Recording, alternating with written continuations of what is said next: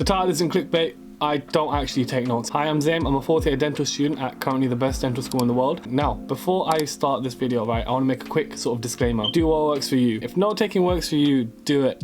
Whatever works for you, do it. This is about why I stopped taking notes and the studies and evidence backed behind that. Now, if you want to take notes, go ahead, but it is important for you to know that the evidence actually says that I'm right, and note taking isn't the most effective strategy at all. In fact, it's not even close when it comes to actually learning content. So my quick study sort of background, I'd kind of look at the notes I made and I'd be like, you know, why don't I just read directly from the slides? I basically rewrote the content in a different way on my own book. So from now on, I'm just going to read from the slides. I'm not going to bother making notes. But then I was like, no, I need some form of an active revision technique. So then I thought, learning is such a huge area in terms of psychology to research into. Surely studies have been done into what's the most effective revision strategy, and so much credible, important research has been done. Now everyone says do what works for you. Now whilst that's true, it's true for the medium effective techniques. The highly effective revision strategies work for everyone, and that's important. The best ways to learn is having elements of active recall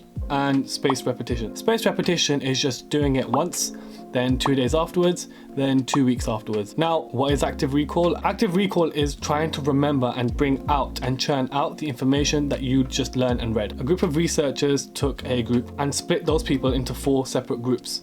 Those 4 separate groups were given the same material to learn. However, all 4 had to learn using a different method. The first group were only allowed to read the material once. The second group were only allowed to read the material 4 times. The third group would read the material, then make a mind map. The fourth group would read the material once, then recall as much information as they could. Now, which group do you think learnt the material the best?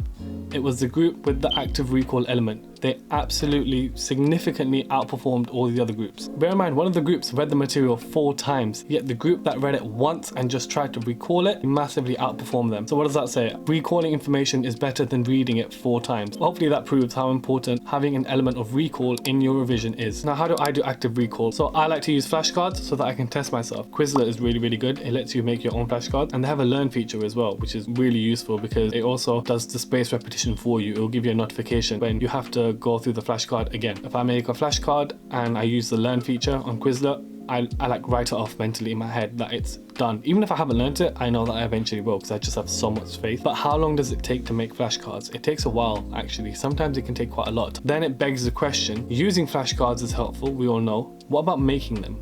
Is making flashcards helpful, or does it feel like an administrative task?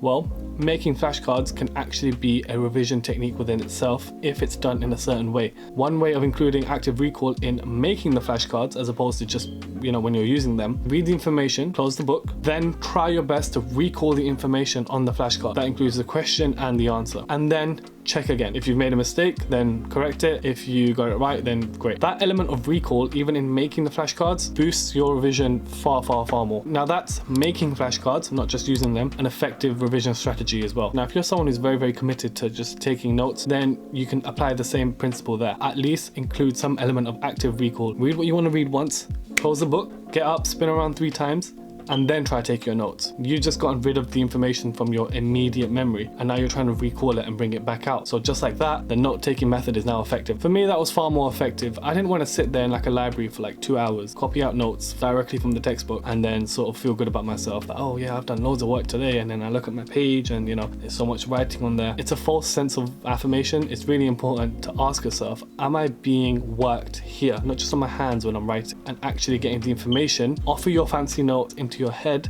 Hopefully that was useful. If it was, then please do subscribe, and hopefully I'll see you guys in the next one.